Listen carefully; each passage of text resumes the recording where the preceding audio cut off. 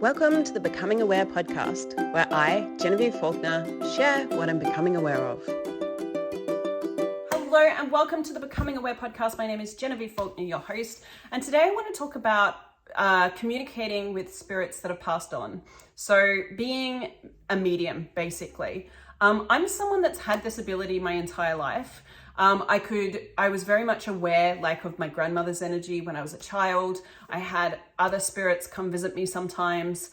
It wasn't something that I totally was acknowledging or aware of in regards to it kind of like being a real capacity until I started to train in psychic development in my early 20s, and then theta healing, which part of the theta healing classes, like in the basic class, you learn how to tap into different planes of existence, which allows you to call forth ancestors or other spirits that have passed on and talk to them.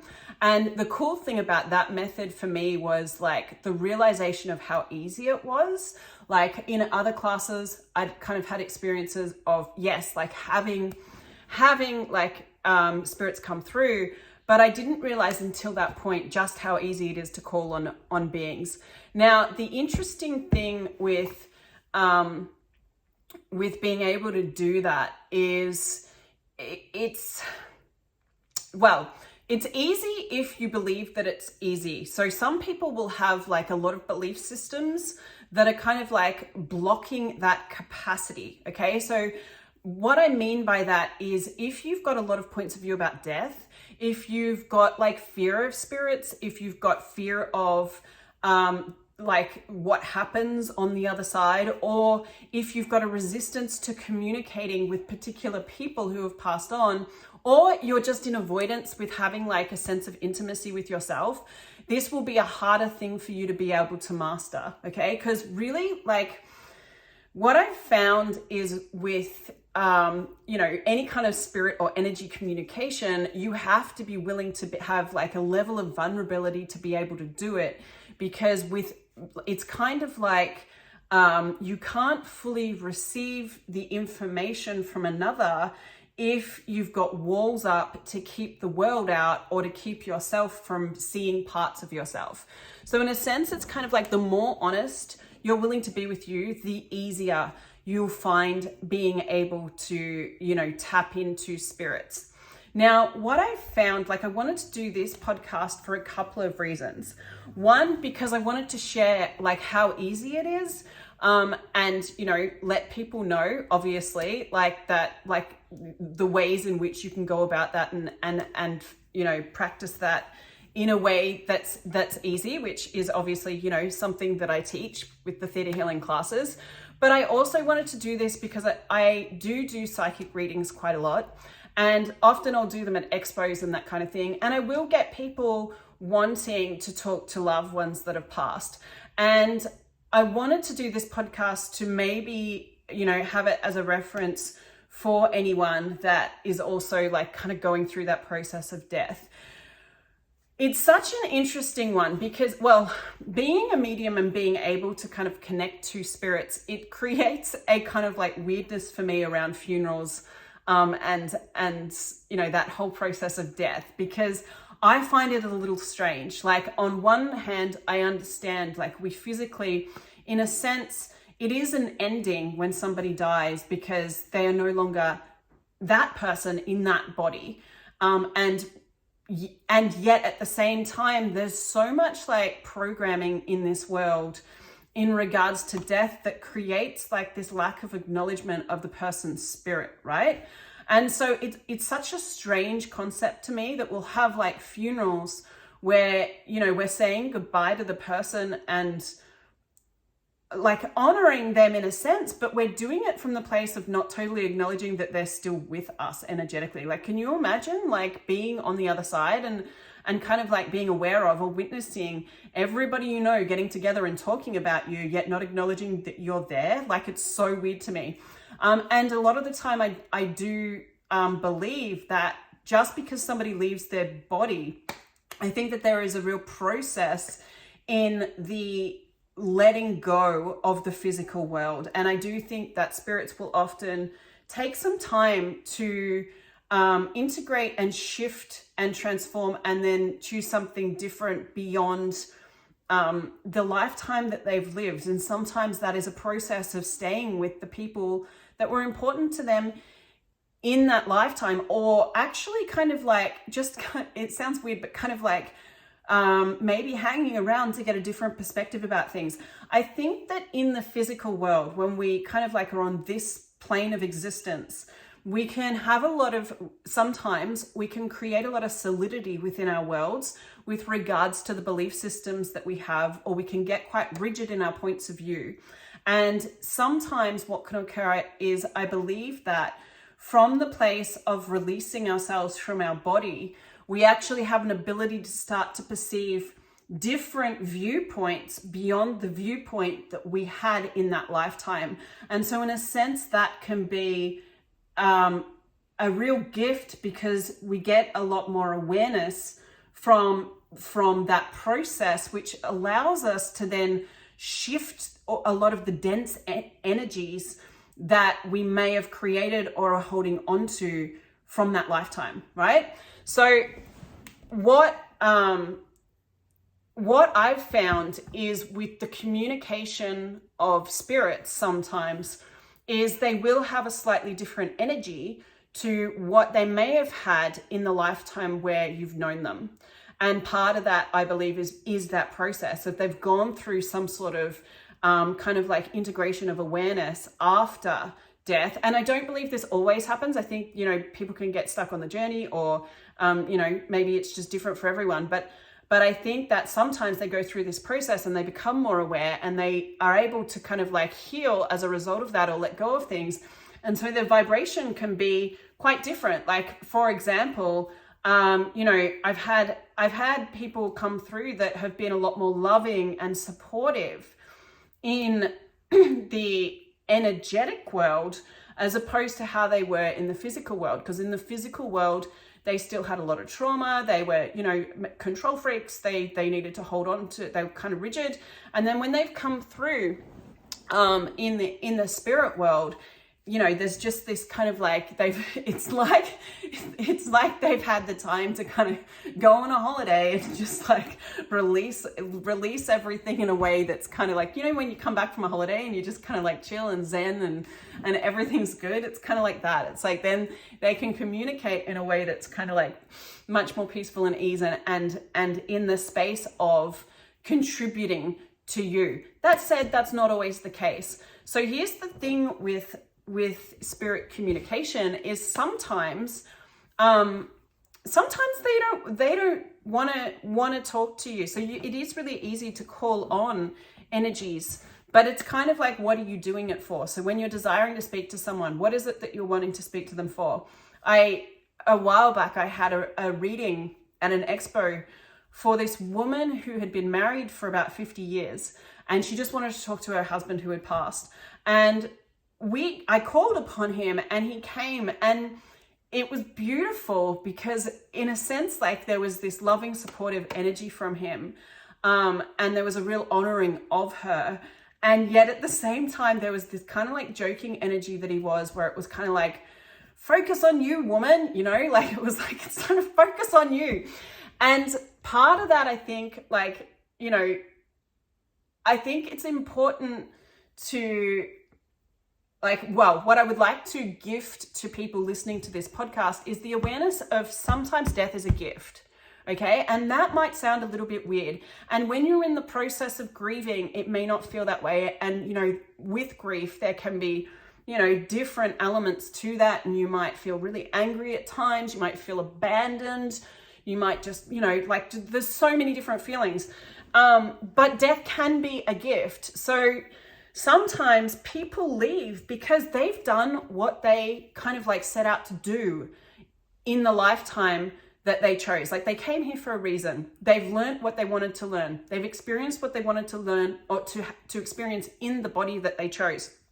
And they may be aware on some level, on a level of their being, that you have an ability to have an experience in this physical body that is beyond what the journey that they're willing to have. And so sometimes people leave our life because, one, they're ready for a new journey, they're ready for a new adventure, yet at the same time, they're aware that you are seeking to have something different. And by them leaving, it creates the space for you to, in a sense, develop and grow as a person in a different way to what you would if you were, still with them. And that was kind of like the case with this woman. It was kind of like, there was a, it was kind of like beautiful to witness and be aware of. In a sense, his kindness to go, because he was aware, like, this woman was like, I mean, she was quite incredible in herself. Like, she'd done so many things in her lifetime, and she had this real kind of like sense of living, this fire energy, this kind of like, there was a lot more that she could achieve in this lifetime. And there was an acknowledgement of that in him. And it was kind of like, I was really honored to witness the kindness in his choice to go, because in a sense, it's kind of like, he'd done what he needed to do, and he knew that she had more learning, more growth, more living, more excitement to have. And so in a sense, like, in that process of grieving him, she was missing him and wanting to connect to him. Yet he was also like wanting her to get the message of, no, now this is your time. Now this is not about, I am not the focus of your life anymore, or I'm not the part that you're needing to, pay attention to. You need to be focused on you and choosing the future beyond that. And so, like, I guess, like, for those of you that are grieving, if you're grieving and you're in that place of feeling abandoned, or you're missing the person, or you're seeing it as a loss, maybe ask yourself, what am I gaining from this experience? But also, what is the gift this person is trying to give me? Okay? Because people will leave sometimes when it's time for others to have a new cycle, have a new experience. Okay? And if you can get that, and it might sound really weird, but if you can get that, what happens is it can bring you into this space of gratitude, not just for the connection that the relationship that you've had for that person in the lifetime that you've had it, but also just the willingness of them, in a sense, for them to let you be you and to have the experiences you need to have, and kind of like step out of the way. Like, that is just, it's so beautiful. And so when you get to gratitude of that, there is no separation. There is no loss, right? Loss is an illusion. That's the thing that I find so insane, like, is that we perceive death as a loss when it's really just the beginning of a new adventure. It's a transition into a different space and a different energy, but there is no loss. In the universe, we are connected always. And so, we go through these grieving processes, and we feel like the person has left us, yet we have the ability to call on them at any point in time. And what happens in that process of death is that people can get so consumed in the loss of what was, is that it creates this massive wall between the two beings. And so it can create this real feeling, like a void of not being able to connect to that person anymore, that person being gone.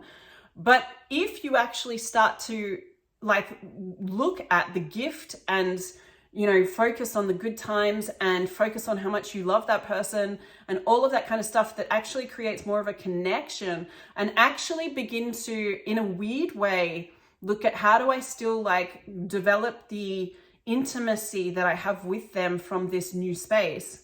Because it's like learning a new language, right?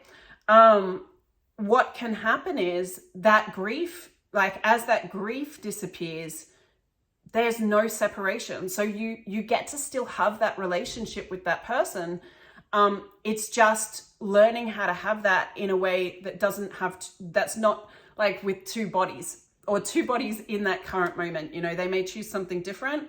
They may choose to move on. Sometimes people that go can often choose to incarnate into the same family again. So like there's been situations where, you know, a grandmother has died, and then very shortly after, like one of the people in the family has given birth to a child, and it's like the energy is very the same. So, you know, like people do, beings sometimes do that. So sometimes they have a desire to come back and choose a different body. Sometimes it might be just that you can really connect to their energy. You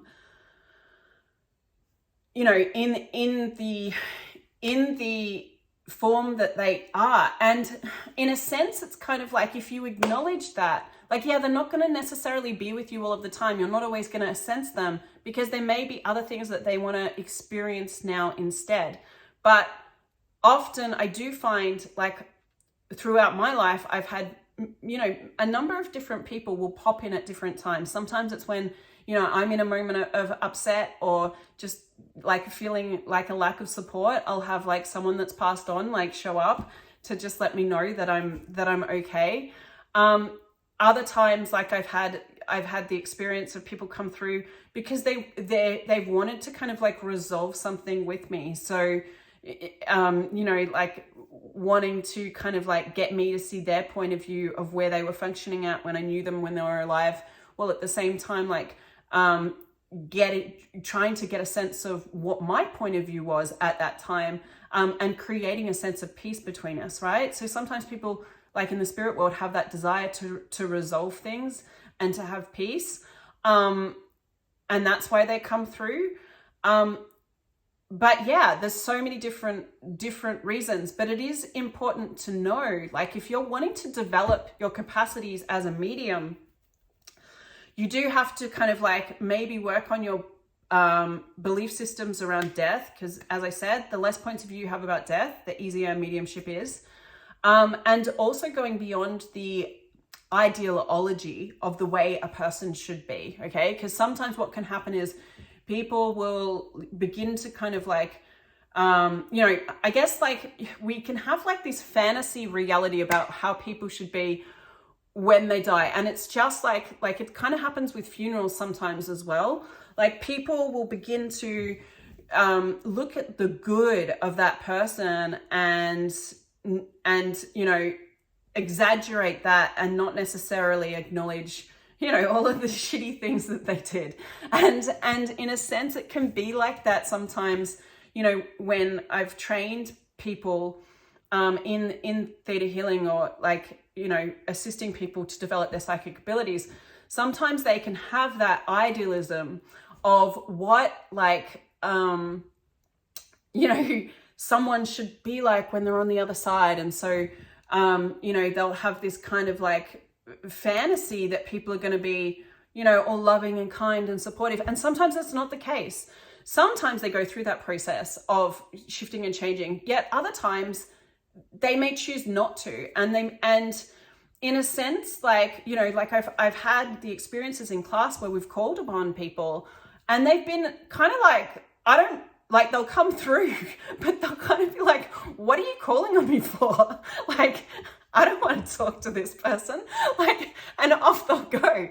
So like, just because someone passes on, sometimes they will spiritually grow, but sometimes they choose to stay in the energy that they are. And so moving on doesn't necessarily mean that they're going to be this all loving, all giving creature that's just going to like function from this higher awareness of telling you all of the things you should do to better your life. No, they might show up with the personality that they had in the lifetime that you knew them. And, you know, people are people. We've all got, there's some great ones out there, and there's some that are not so easy to be with, right? So the more kind of like honest, in a sense, and receiving you can be of different personality types, and, you know, go beyond the points of view of like the idealism of how someone should be, the more accurate you will get with mediumship capacities. Now, it is, as I said, it is learning a new language, okay? And so it is very different sometimes, depending on how psychic you are. Psychic senses are like, you know how some people learn visually, some people learn through listening, some people learn through doing. It's kind of similar like with psychic senses. So psychic senses, sometimes people will have a dominant sense, some people will hear, some people will see, some people will feel. And so it is a new language for a lot of people. And so if you're on that process of grieving someone and you're wanting to connect to the other side, or if you're developing your skills as a medium, you want to start to ask, what ways do spirits communicate with me that I've not acknowledged? Okay. So it might be that you hear things. It might be that you think thoughts that are actually like telepathic wavelengths of what it is that they're telling you. Sometimes they'll come in dreams if that's the way that they can reach you.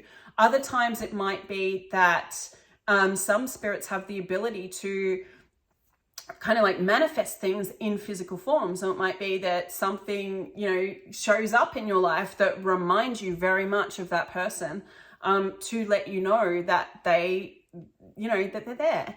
Other times it might be that you feel things that is actually them projecting those feelings into your world to communicate with you.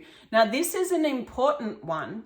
Okay, because I've had people show up for psychic readings that are wanting to connect to their loved ones, but they're not doing it. They're still in grief.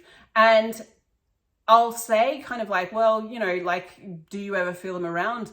Well, I just get angry, right? I just feel really angry. Okay. When we've kind of like explored that and looked at it, you know, the awareness has come that actually, no, the spirit is irritated and angry because they've been trying to communicate so long and let them know that they're there.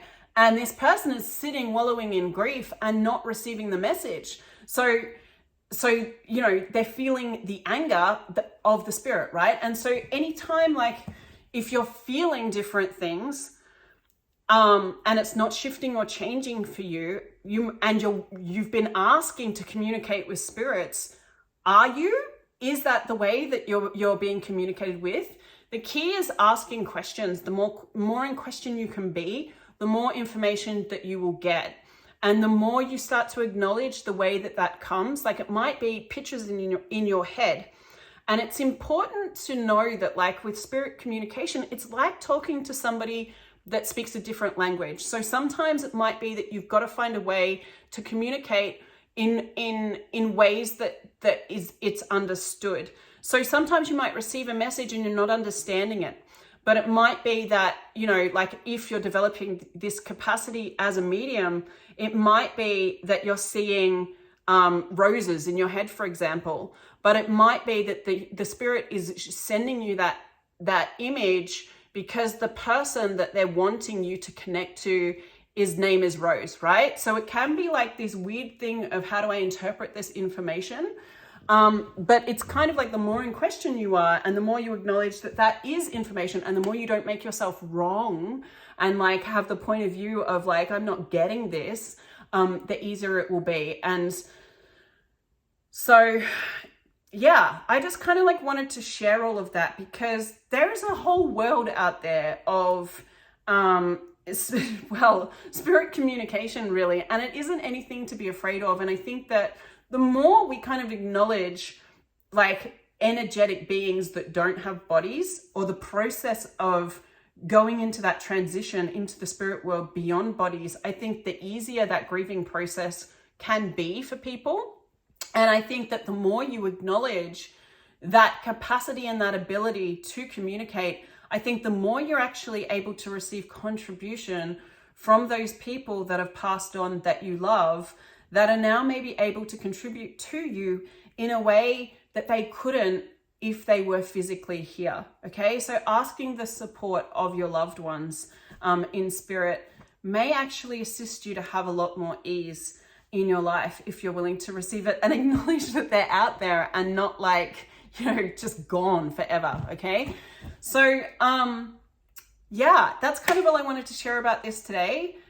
Thank you so much for listening, guys. If you have any questions, feel free to leave them in the comments. If this has contributed to you, Feel free to let me know. If you know anyone that this could contribute to, feel free to share it with them. And if there's anything you want me to do a podcast episode about, feel free to write in and let me know. Thanks for listening, guys. Have a great day.